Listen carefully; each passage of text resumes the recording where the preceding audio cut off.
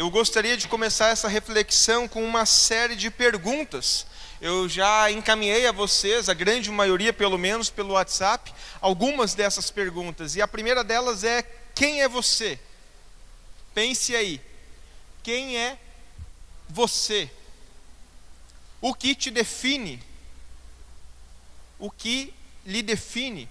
Será que é o fato de ser pai? Será que é o fato de ser mãe? Será que é o fato de ser um profissional bem-sucedido? Pense aí. Será que é o seu sobrenome? Aquilo que você carrega geração após geração? Pense. Talvez um ou outro trauma que em algum momento da vida acabou passando e isso, você faz disso a sua identidade. Pense aí. Fato é que a maneira como você vive está atrelada diretamente a essas respostas. As respostas dessas perguntas. A forma como você se relaciona com Deus, a forma como você se relaciona com as pessoas, a forma como você vive no contexto familiar, no contexto do trabalho, entre amigos, está diretamente relacionada a cada uma dessas perguntas. E hoje à noite eu quero lhe convidar a refletir, a ressignificar a mente, para ver quem você é agora em Cristo Jesus. Agora em Cristo Jesus. Vamos orar? Vamos falar com Jesus mais uma vez. Pai Santo e Pai Amado, estamos reunidos em Teu nome nessa casa de oração. E queremos a Ti clamar que Teu Espírito Santo tenha liberdade para falar ao meu coração, mas ao coração de cada um dos Teus filhos aqui. Que tudo aquilo que o Senhor já tem colocado na mente, no coração nessas últimas semanas, eu possa, como um mero instrumento, uns vasos em Tuas mãos, compartilhar com Teu povo que hoje se reúne aqui. É o que eu rogo e peço, orando em nome de Cristo Jesus. Amém e amém. Muito bem, o título desta reflexão é Identidade. É bem verdade que ano após ano a gente observa as estatísticas que o povo evangélico está crescendo no Brasil. E glória a Deus por isso. Um bom exemplo é a nossa igreja. Há 2 anos atrás, 3 anos atrás, era 3 pessoas. Hoje, semana após semana, se reunindo 100, 150, 200 ou mais pessoas. Louvado seja Deus por isso. Agora, com isso surge um problema. Muitas vezes as pessoas estão aqui dentro, sentadas, louvando, adorando, engrandecendo a Deus, mas elas estão sofrendo por uma forte crise de identidade. Quem sou eu? Por que eu existo? Por que eu faço o que eu faço? Por que eu nasci nessa família? Por que essas coisas estão acontecendo comigo? Por que Deus permite isso acontecer? Muitas vezes, eu e vocês estamos sentados no banco da igreja e estamos com uma crise existencial. Estamos nos perguntando, questionando a Deus, por que existimos? Bem, fato é que faz algumas semanas que eu venho atendendo, venho visitando, venho conversando com o pessoal, e em algum momento o Espírito Santo foi lá e falou: Vini, ministra essa palavra, porque tem muita gente dentro da igreja que ainda não sabe quem ela é. Já aceitou a Jesus, ótimo, mas ainda não sabe quem ela é em Cristo Jesus. Ainda está vivendo de acordo com os velhos costumes, as velhas crenças, a velha vida. Não permitiu-se ressignificar, mudar a mente, transformar a visão. Ainda estão vivendo como no passado, carregando coisas que Cristo Jesus já cravou na madeira, já cravou na cruz, como nós vimos na última semana. Ciente disso, quem é você? Eu gostaria de lhe convidar a abrir um texto. Está ali em João, livro de João, Evangelho de João, capítulo 1, e a gente vai fazer a leitura de poucos versos. João, capítulo 1, versículo 19 até o versículo 28. João capítulo 1, versículo 19 até o 28, a palavra de Deus vai dizer: este foi o testemunho de João quando os líderes judeus enviaram de Jerusalém sacerdotes e levitas para lhe perguntar: quem é você? Quem é você? Ele respondeu com toda franqueza: eu não sou o Cristo. Então quem é você? Perguntaram eles. É Elias? Não, respondeu ele. É o profeta por quem temos esperado? Não. Afinal, quem é você? Precisamos de uma resposta para aqueles que nos enviaram. O que você tem a dizer de si mesmo? João respondeu com as palavras do profeta Isaías: eu sou uma voz que clama no deserto, preparem o caminho para a vinda do Senhor. Então, os fariseus que tinham sido enviados lhe perguntaram: se você não é Cristo, nem Elias, nem o profeta, que direito tem de batizar? João lhes disse: eu batizo com água, mas em seu meio há alguém que vocês não reconhecem. Embora ele venha depois de mim, não sou digno de desamarrar as correias de sua sandália. Esse encontro aconteceu em Betânia, um povoado a leste do Rio Jordão, onde João estava batizando. Bem, esse texto fala claramente uma coisa: João Batista sabia quem ele era. Esse texto é muito claro, se você observar. João Batista sabia quem ele era. Quando questionado, quando perguntaram: quem é você? Ele falou com propriedade, ele falou com autoridade quem ele era. Mas também falou algo além. Ele sabia quem ele não era. Ele sabia quem ele não era. Ele não era o Cristo, o Messias, o enviado. Ele sabia o propósito de vida dele. Ele é aquele que viria antes preparar o terreno para a chegada do Messias. Ele sabia qual era a missão, sabia qual era o propósito dele. Então ele sabia quem ele era, ele sabia quem ele não era e sabia qual era o propósito de vida dele. E aqui eu pergunto a você: você sabe responder com sinceridade cada uma dessas perguntas? Sabe responder cada uma dessas perguntas com sinceridade? Bem, visando ilustrar, eu sempre gosto de trazer ilustrações, situações do meu e do seu dia a dia, para que nós possamos pensar. Pode passar? A primeira coisa que eu queria chamar aqui a sua atenção, o primeiro exemplo que eu gostaria de citar, é que uma pessoa, por vezes, uma pessoa muito preparada para exercer uma função, ela pode desistir. Ela pode, por exemplo, não se considerar boa para uma determinada tarefa.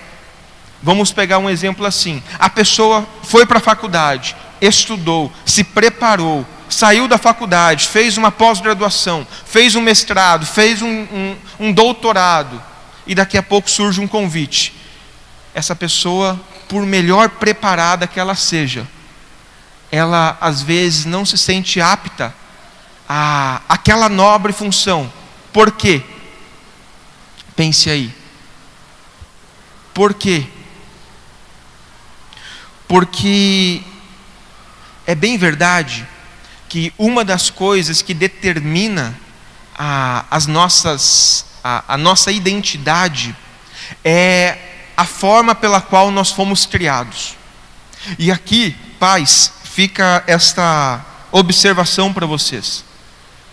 As palavras que você proferir, lançar ao seu filho até 10, 12, 13 anos, vai dizer muito a respeito da identidade dele no futuro.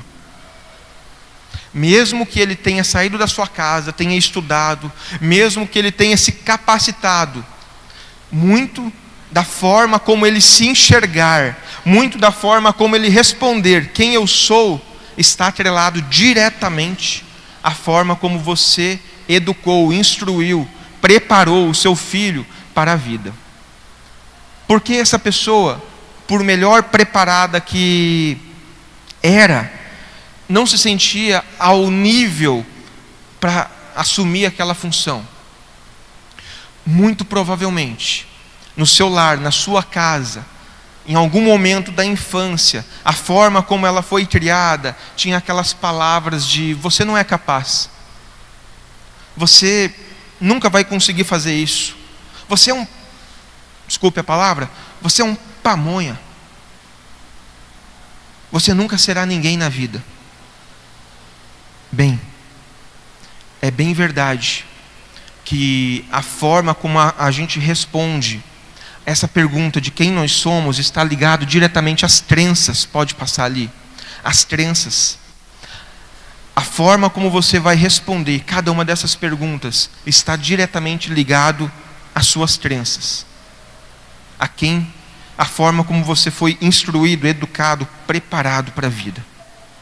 Bem, segundo exemplo, que às vezes acontece e é muito comum receber em gabinete, e no gabinete conversar, instruir essas pessoas, e às vezes a gente tem que fazer uma série de desconstrução da mente, de crenças, é que é comum chegar na igreja pessoas boas, pessoas trabalhadoras, idôneas, corretas, pessoas que na sociedade são muito benquistas, mas em casa, é um péssimo marido, é uma péssima esposa, é um péssimo pai, é um péssimo tudo. Mas Vini, ele é um ótimo empresário, ele é um ótimo profissional. Por que será que em casa tudo é diferente? Novamente, pode passar crenças. Às vezes, cresceu com aquelas palavras negativas: você vai ser igualzinho ao seu pai, você vai ser igualzinho à sua mãe. Às vezes aquele pai derrotado, aquela mãe que tinha problemas com adultério. Às vezes a pessoa cria naquilo ali uma identidade e daqui a pouco passa a replicar, passa a viver daquela forma. Pessoas que daqui a pouco ouviram na sua fase da infância: você nunca será feliz, você vai ver o que é bom para a tosse o dia que tiver família, aí você vai ver o que é. Isso acontece. E por causa dessas crenças, por causa desses valores que às vezes imputado na mente daquela criança com 8, 9, 10, 12, 13 anos, ali na frente, quando ela vai responder quem eu sou, ela vai responder: eu sou um derrotado, eu não tenho valor algum. Olha só, minha família, o problema que é a minha família. Muitas das pessoas que respondem assim, às vezes, é porque nas suas crenças, na sua base, na fundamentação do lar, elas ouviram palavras destrutivas. E assim é comum chegar dentro da igreja. Pode passar o próximo. Pessoas que passam a frequentar a igreja, que entregam as suas vidas a Jesus, que realmente conheceram Jesus, tiveram uma experiência de conversão, mas parece que estão sempre vivendo uma vida medíocre, parece que estão sempre sofrendo, estão sempre de mal a pior, nada funciona, nada dá certo na vida da pessoa. Também está atrelado às crenças. Muitas vezes a pessoa quer lutar contra Deus. Jesus Cristo já lavou aquela pessoa dos pecados, já lavou a pessoa dos seus erros, mas ela ainda quer lutar. Ela não se perdoa. Ela quer carregar crenças, pode passar, quer carregar crenças, quer carregar valores, coisas do passado. E logo ela não encontra o sentido da vida. Está dentro da igreja, conheceu a Jesus, mas se sente infeliz, se sente magoada, vive um evangelho medíocre e por aí vai, não tem perspectiva alguma. Por quê? Crenças. Para nós olharmos para frente, para nós olharmos para Jesus e encontrarmos em Jesus a nossa identidade, às vezes a gente precisa olhar para trás e entender que tudo isso aqui é passado. No dia que nós conhecemos Cristo Jesus, tudo isso aqui cai por terra. Tudo isso aqui perde o valor, perde o sentido, perde o significado, porque em Cristo Jesus nós somos uma nova criatura. E é isso que eu quero convidar os irmãos a refletirem comigo essa noite. Pode passar. As decisões que foram tomadas ali atrás com base nas nossas crenças não nos definem, não dizem mais quem nós somos. Nós podemos mudar. Nós podemos mudar de aquela pessoa que aos olhos da sociedade ia ser sempre alguém sem valor. Em Cristo Jesus nós podemos encontrar o valor, o significado da nossa vida. Mas para que isso aconteça, nós precisamos ressignificar a mente, ressignificar as nossas crenças, ressignificar os nossos valores. E aqui pode passar, fica essa lição para mim e para você. Pensamentos geram ações, ações geram hábitos, hábitos determinam o caráter e caráter direciona o futuro. Só tem como você ter um futuro brilhante, um futuro abundante, abençoado, um futuro na onde você tem intimidade com Deus Pai, com o Espírito Santo, com Cristo Jesus, se você mudar os seus pensamentos. Se você continuar carregando aqueles pensamentos, aquelas crenças de eu não vou ser ninguém na vida mesmo, olha o que meu pai me falou, meus vizinhos falavam isso de mim. Se você ficar carregando isso e ficar a vida inteira girando nesses pensamentos, isso vai determinar as suas ações. Agora, se você entender que os seus pensamentos vão ditar diretamente o seu futuro, e você mudar essa ordem, tudo pode se fazer novo na sua vida. Pela graça de Deus, no dia que eu e você aceitamos Jesus, tudo se fez novo. Bem, onde eu chego com isso? Tudo o que você pensa, faz, fala, sente, todas as suas decisões, elas estão diretamente relacionadas ao que você pensa acerca de Deus, mas também está diretamente relacionada ao que você pensa acerca de você. Por exemplo, se você pensa que você reprovou no semestre da faculdade, porque Deus é um Deus irado, porque você faltou 2 cultos, você vai ver um Deus punitivo, um Deus bravo. Se você pensa que você perdeu o trabalho por causa que Deus é isso, Deus é aquilo, você vai culpar Deus. Agora, se você entende o amor dele, e mesmo no meio da adversidade, dos dias maus, ele está contigo, te erguendo a mão para se reerguer, você vai olhar a vida ou a sua história de uma outra forma. Então, tudo que você pensa, faz, fala e sente está direcionado diretamente à forma como você se relaciona com Deus e às suas crenças, a forma como você se identifica, a forma como você responde aquelas questões que na introdução nós vimos. Hoje eu lhe convido a deixar essas crenças no passado e a olhar quem você é em Cristo Jesus. Qual é a sua nova identidade? Quem você é em Cristo Jesus? Se você olhar lá em Gênesis, capítulo 1, versículo 27, a palavra de Deus vai dizer: criou Deus o homem à sua imagem, a imagem de Deus o criou, homem e mulher os criou. Nós fomos criados perfeitos, mas em dado momento eu e vocês pecamos, caímos, tomamos decisões erradas, e eu e vocês estaríamos, Adão e Eva são a representatividade da minha pessoa e da sua. Nós, no lugar deles, teríamos pecado, tomado decisões erradas e por aí vai. E por causa disso, o mal se espalhou no mundo, as doenças se espalharam no mundo e tudo mais. Por causa disso, as crises existenciais se espalharam no mundo.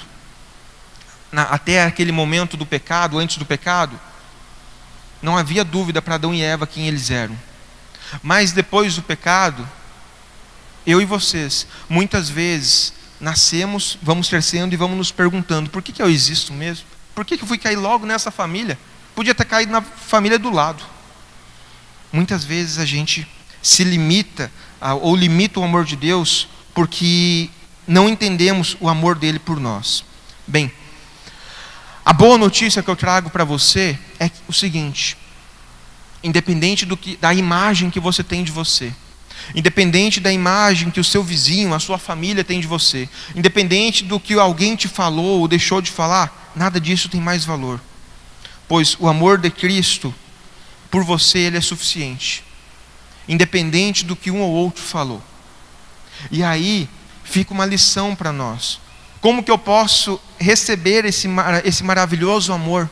Como que eu posso tomar posse desse maravilhoso amor? Declarando Cristo Jesus como nosso Senhor, declarando Cristo Jesus como nosso Salvador. Romanos 10 vai dizer lá no versículo 9: se você declarar com a sua boca que Jesus é Senhor e crer em seu coração que Deus o ressuscitou dos mortos, será salvo. Uma vez salvo, uma vez que reconhecemos Cristo Jesus como Senhor e Salvador, uma vez que nos arrependemos dos nossos pecados, tudo, literalmente tudo na nossa vida muda. Literalmente tudo simplesmente muda. E Ele nos dá uma nova imagem, Ele nos dá uma nova postura, Ele nos coloca em uma nova situação. E é isso que eu queria compartilhar com vocês.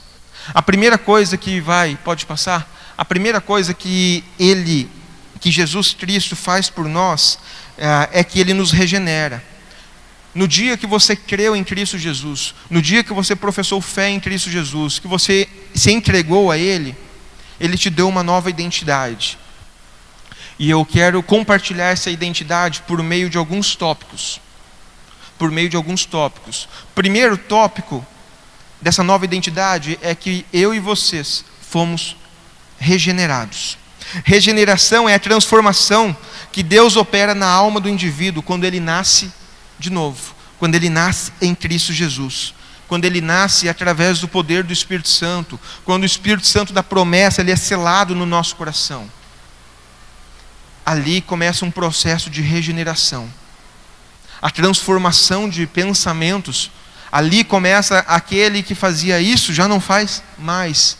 Aquele que pensava só para a morte, já não pensa mais. Aquele que pensava o pior de si, já não pensa mais, porque Cristo Jesus está mudando os seus pensamentos. Cristo Jesus está ressignificando a sua mente. Cristo Jesus está mudando em totalidade a seus pensamentos. Se você observar, querer anotar ali, Efésios capítulo 4, versículo 23 e 24, Efésios 4, 23 e 24, a palavra de Deus vai dizer: deixem que o Espírito renove seus pensamentos e atitudes e revistam-se de sua nova natureza, criada para ser verdadeiramente justa e santa como Deus. Deixem que o Espírito renove seus pensamentos e atitudes e revistam-se de sua nova natureza. Um outro texto muito conhecido, 2 Coríntios 5,17: todo aquele que está em Cristo se tornou nova. Todo aquele que está em Cristo Jesus se tornou nova criatura. A velha vida ficou para trás e eis que se deu início a uma nova vida. Então, quando você e eu cremos em Cristo Jesus como Senhor e Salvador, nós fomos regenerados. Os nossos pensamentos foram trocados pelo Espírito Santo. Os nossos pensamentos foram trocados. O que isso significa, pastor? Isso significa que pelo poder da palavra, hoje você tem condições de dizer: não, eu não vou mais naquele lugar, aquele lugar não é para mim. Não, eu não vou mais fazer tal coisa, porque essa coisa não provém da minha nova identidade. Essa coisa não está de acordo com os meus valores, com os meus princípios novos. Cristo Jesus vai te dar poder e autoridade para lutar contra velhos pensamentos. Quando você é regenerado, você simplesmente pode olhar para trás e ver: olha, fulano falava que eu nunca vou ser ninguém. Passado. Em Cristo Jesus eu sou mais do que vitorioso. Em Cristo Jesus eu sou uma nova criatura. Em Cristo Jesus as coisas velhas ficaram para trás e eis que se fez tudo novo.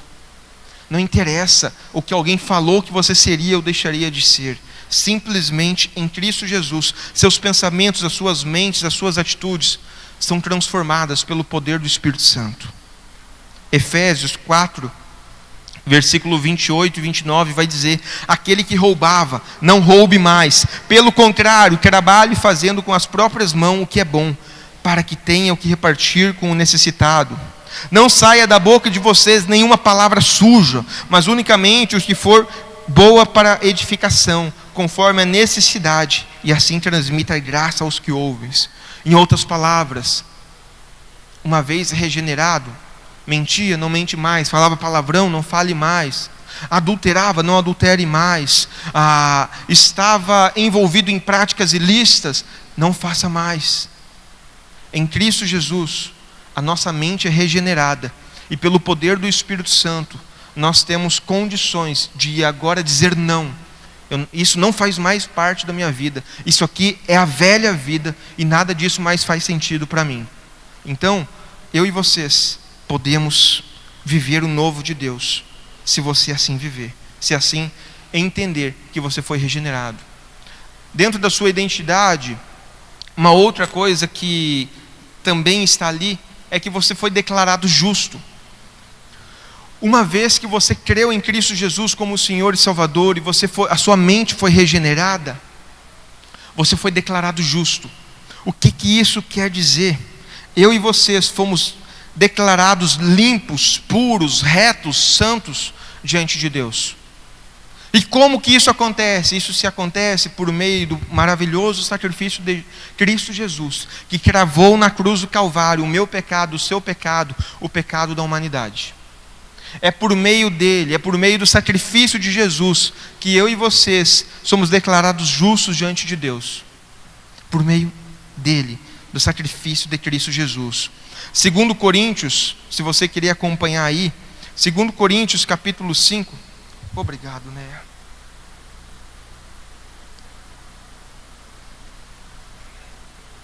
2 Coríntios capítulo 5, versículo 21 vai dizer: pois Deus fez de Cristo, aquele que nunca pecou, a oferta por nosso pecado, para que por meio dele fôssemos declarados justos diante de Deus.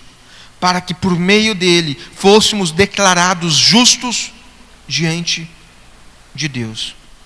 Isso significa que os seus erros passados não te definem. Isso significa que se lá atrás, na sua infância, na sua adolescência, na sua juventude, você fez coisas erradas, aquilo não te define. Ah, mas eu era conhecido como o terror do bairro. Passado. Ah, mas tu era conhecido como o galinha da escola. Passado. Ah, mas era conhecida como a menina que não valia nada. Passado. Tudo foi cravado na cruz. E nada mais daquilo tem valor. São crenças passadas, crenças que não têm mais significado. Porque em Cristo Jesus, nós já fomos declarados justos, limpos diante daquilo. Isso não quer dizer que não possa vir uma consequência. Uma coisa é ser declarado justo diante de Deus, e aquilo não fazer mais, aquilo não te separar mais do amor de Deus, não te separar mais da presença de Deus. A outra coisa é no campo terreno. Aqui, quem sabe, você poderá responder criminalmente por um delito e ser preso, condenado. Mas espiritualmente estará em intimidade com o Todo-Poderoso. Deu para entender? Em Cristo Jesus nós fomos declarados justos, limpos, apesar de, embora a gente possa aqui, terrenamente, ainda assim responder por algum crime, algum delito, alguma situação. Bem, a palavra de Deus vai dizer ali em Romanos 8, se você querer acompanhar, querer ir salvando ali, anotando, para depois saber quem você é em Cristo Jesus. Romanos 8, versículo 1, versículo 2, que agora já não há nenhuma condenação para os que estão em Cristo. Pois em Cristo Jesus, a lei do Espírito que dá vida os libertou da lei do pecado, que leva à morte. Pois em Cristo Jesus, você foi libertado. Isso quer dizer tem uma coisa importante que precisa ser dita aqui. Isso não quer dizer que, uma vez que não há condenação, eu posso então agora fazer tudo o que eu quero. Posso fazer tudo o que eu quero. Vou passar o outro para trás, vou fazer uns rolê alternativo, já está tudo certo, Cristo já me perdoou. Não. Ser declarado justo, limpo diante de Deus, é uma coisa. Mas lembre que você já foi regenerado. A sua mente já se tornou uma nova mente.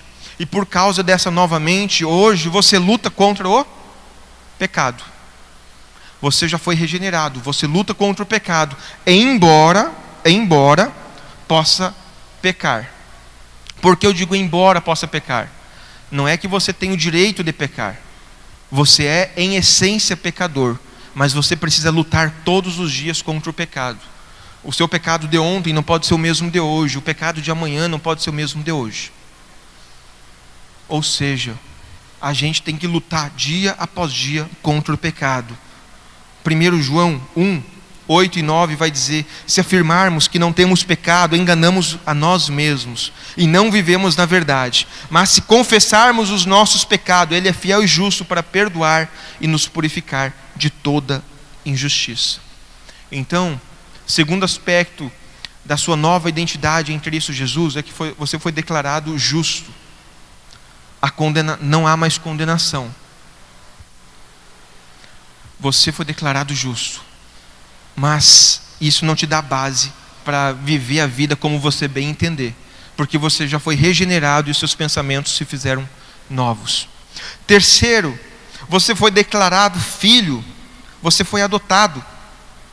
Conforme nós meditamos, por intermédio do pecado de Adão e Eva, houve uma ruptura, uma separação. O pecado entrou no mundo. E por meio disso nós estávamos afastados. Nós não estávamos em comunhão com Deus Pai.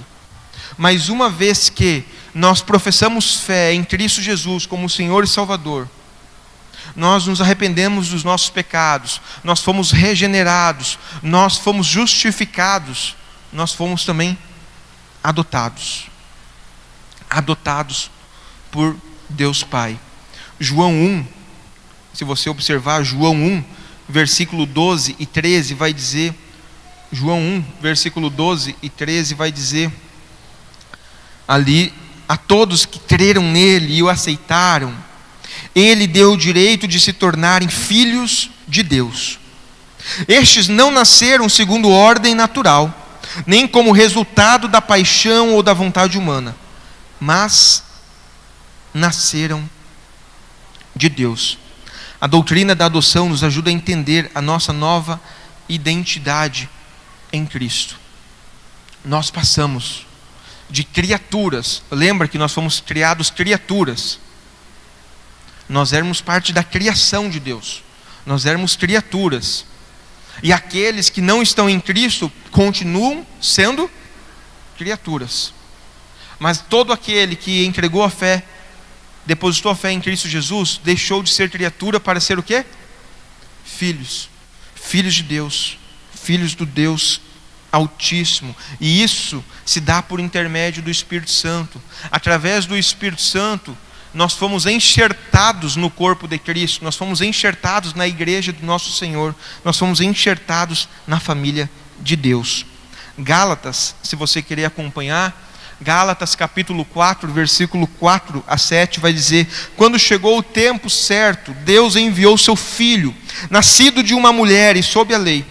Assim o fez para resgatar a nós que estávamos sob a lei, a fim de nos adotar como seus filhos. A fim de nos adotar como seus filhos. E porque nós somos seus filhos, Deus enviou ao nosso coração o Espírito de seu Filho, e por meio dele chamamos Abba Pai. Agora você já não é escravo, mas filho de Deus. E uma vez que é filho, Deus o tornou herdeiro dele.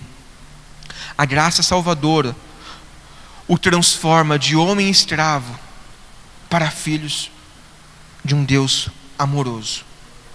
Se você teve um ótimo pai na sua vida, amém, glória a Deus por isso. Mas saiba que Deus Pai é muito melhor do que seu pai terreno. Se você não teve uma figura paterna, se essa pessoa na sua vida não é uma boa referência, saiba que agora você tem uma referência, e essa referência é Deus Pai. Um Deus amoroso, um Deus bondoso, um Deus que enviou o seu Filho amado para que um dia você pudesse se reconciliar com Ele. Um Deus que se preocupa com você. Bem, se você não tinha entendido isso ainda, eu espero que você saia daqui essa noite entendendo que você tem um Pai que o ama, independente de como foi o seu pai terreno. Eu e o Jardel, nós temos um amigo lá de Santa Maria, e em todos os cultos de pai, do Dia dos Pais, ele tinha muita dificuldade, porque o pai dele o havia abandonado. Ele nunca teve a presença paterna senão de um abandono. Então toda vez que falava em Deus como Pai, aquilo causava uma estranheza nele. Mas é porque ele ainda não tinha, isso não tinha ficado claro para ele. Quem é o nosso Deus? Quem é o nosso Pai? Ele é um Pai amoroso, um Pai que se preocupa comigo, é um Pai que se preocupa com você. Ele é muito melhor do que qualquer pai terreno. Se você teve um pai terreno excepcional, aleluia, glória a Deus. Se não teve, a partir de hoje, você tem essa referência, sendo Deus o seu Pai. Bem, como filhos de Deus, como filhos desse Pai amoroso, eu e vocês, nós somos chamados a perseverar até o fim. Nós nos tornamos co-herdeiros com Cristo, irmãos adotivos de Cristo. Nós passamos a ter algumas orientações, alguns desígnios para a nossa vida, e devemos perseverar até o fim. 1 Pedro, capítulo 1, versículos 5 e 7, vai dizer: por meio da fé que vocês têm, Deus os protege com o seu poder, até que recebam essa salvação. É Ele quem vai nos guardar até o fim, pronta para ser revelada nos últimos tempos. Portanto, alegrem-se com isso, ainda que agora, por algum tempo, vocês precisem suportar muitas provações. Elas mostrarão que sua fé é autêntica. Por mais que hoje, no tempo chamado agora, a gente passe por lutas, por tribulação, você tem um Pai que se preocupa com você, que o protege em todo o tempo. Mas Ele nos desafia a permanecermos firmes até o fim, para que isso testifique a nossa fé. Não foi uma fé passageira enquanto tudo ia bem, mas foi uma fé firmada na rocha, que mesmo no dia mau, mesmo na adversidade, mesmo no tempo da labuta, nós permanecemos firmes naquele que nos chamou, naquele que nos salvou. Então, você foi regenerado, você foi declarado justo, e aqui você foi adotado por Deus Pai. E por fim, a gente poderia falar uma infinitude de outras coisas, mas findo com esta última característica que você e eu recebemos. Você recebeu poder e autoridade. Como filhos de Deus, eu e vocês recebemos poder e autoridade. E esse poder não tem nada a ver com o poder humano. Esse poder não tem nada a ver com as coisas terrenas, onde eu faço o que eu quero, do jeito que eu quero, eu mando e tudo mais. Não. Esse terreno não tem nada a ver com isso. Esse poder é espiritual. Em Cristo Jesus nós temos poder. 2 Coríntios 5:20 vai dizer: agora, portanto, somos embaixadores de Cristo. Deus faz pelo seu apelo, por nosso intermédio. Falamos em nome de Cristo quando dizemos: reconciliem-se com Deus. Eu e vocês somos declarados embaixadores de Cristo. Ele nos condiciona poder, autoridade, para ir falar em seu nome. Por meio deste poder, Atos 1:8 vai dizer: vocês receberam poder quando o Espírito Santo descer sobre vocês, e serão minhas testemunhas em toda parte. Por meio desse poder nós podemos testemunhar, anunciar no trabalho, na família, anunciar no meio do nosso contexto onde a gente está todos os dias. Esse poder, essa autoridade é para lutar contra hostes malignas, é para lutar contra os levantes de Satanás. Nós não somos mais um derrotado, um medroso, mas em Cristo Jesus nós temos poder e autoridade para repreender toda e qualquer hoste e seta maligna em nossa vida e dos nossos amigos e dos nossos familiares. 2 Timóteo 1:7 vai dizer: pois Deus não nos deu um espírito que produz temor e covardia, mas sim que nos dá poder, amor e autocontrole. Lucas 10 vai dizer: eu lhes dei autoridade para pisarem sobre cobras e escorpiões e sobre todo o poder do inimigo. João 14, versículo 12: eu lhe digo a verdade, quem crê em mim fará as mesmas obras que eu tenho realizado, e até maiores, pois eu vou para o Pai. Vocês podem pedir qualquer coisa em meu nome, e eu os farei, para que o Filho glorifique ao Pai. Esse poder nos dá autoridade para fazer as mesmas coisas que Jesus. É o próprio Jesus falando em João 14. Nós temos poder para repreender Satanás. Nós temos poder para falar para um cego voltar a enxergar, um paralítico voltar a andar. Nós temos poder para declarar Satanás um derrotado numa possessão, em alguma situação do gênero. Mas o que acontece? Muitas vezes, por causa das nossas crenças, nós vivemos dentro da igreja como um crente derrotado. Nós não sabemos quem nós somos em Cristo. Nós não sabemos que nós fomos regenerados. E por isso a gente acha que a gente nunca vai vencer as crenças passadas. Nós não sabemos que nós fomos justificados. E por isso a gente acha que daqui a pouco eu sou condenado pelos meus erros passados. Nós não sabemos que nós fomos adotados. E por isso não conseguimos ter esse relacionamento de intimidade com Deus Pai. Nós não sabemos que nós temos poder e autoridade para repreender toda e qualquer hoste e seta do maligno. Então, em Cristo Jesus, concluo, você recebeu uma nova identidade. E aqui, eu quero lhe convocar hoje à noite a sair daqui tomando literalmente posse, propriedade dessa nova vida em Cristo. Não saia daqui como você chegou, mas saia daqui entendendo quem você é em Cristo. Você recebeu dele uma identidade. E essa identidade, ela apaga todas as crenças de você não é capaz, você nunca vai ser ninguém na vida. Olha só quem você é. Essa nova identidade em Cristo Jesus apaga tudo isso. Tudo isso é passado.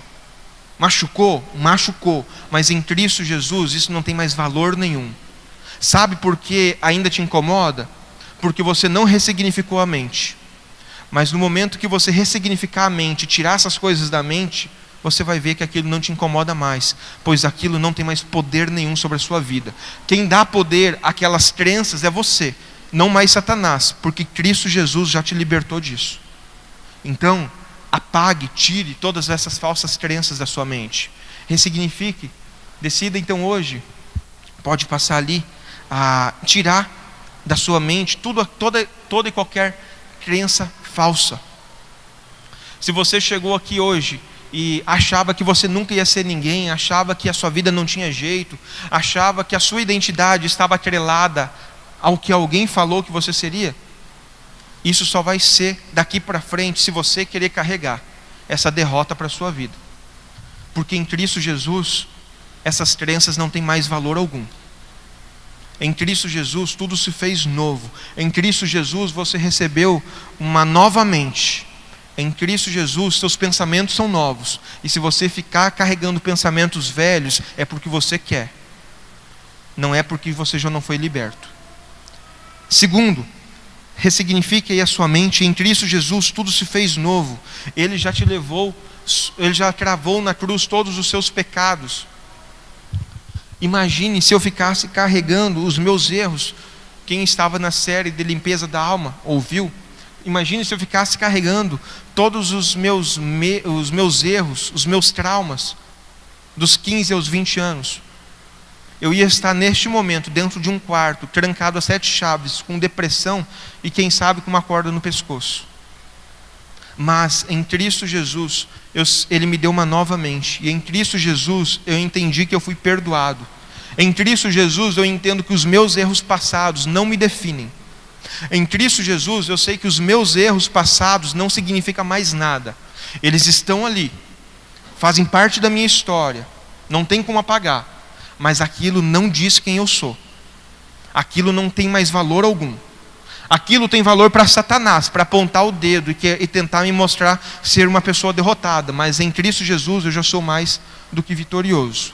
Então, se você querer ficar carregando erros passados, você vai estar dando brecha para Satanás lançar setas.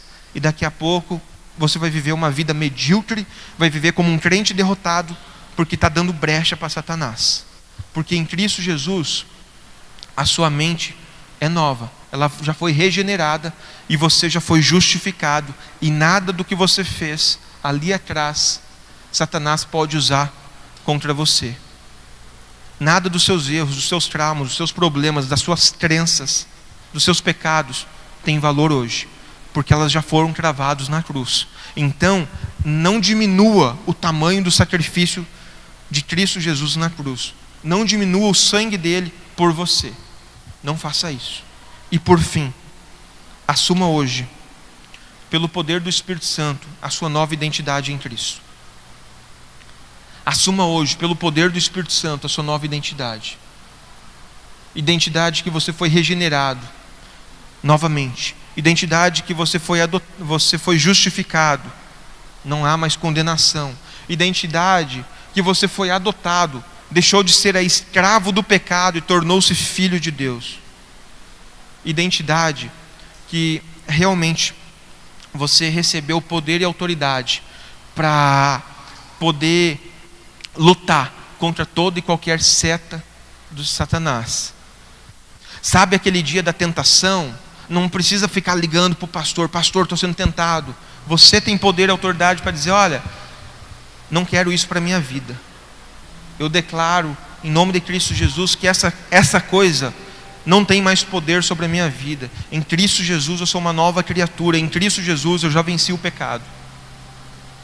Tenha poder e autoridade para lutar contra toda e qualquer seta de Satanás. Assuma essa nova identidade em Cristo Jesus.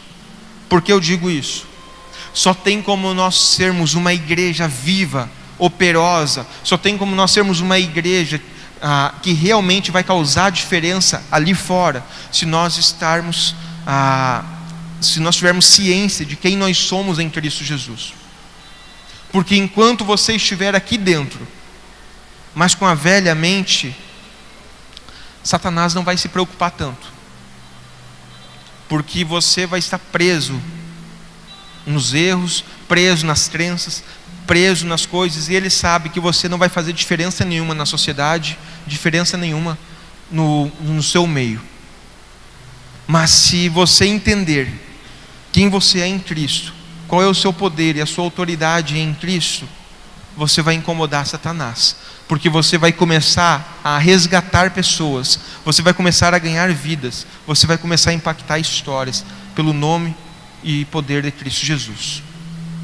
Eu quero lhe convidar a ficar de pé, e quero, neste momento, lhe convidar a cantar esta canção. Assim que essa canção acabar, eu quero lhe convidar a orar e realmente colocar a sua vida diante de Deus, mas a partir de hoje como uma nova postura, não mais como um crente derrotado, mas como um crente vitorioso.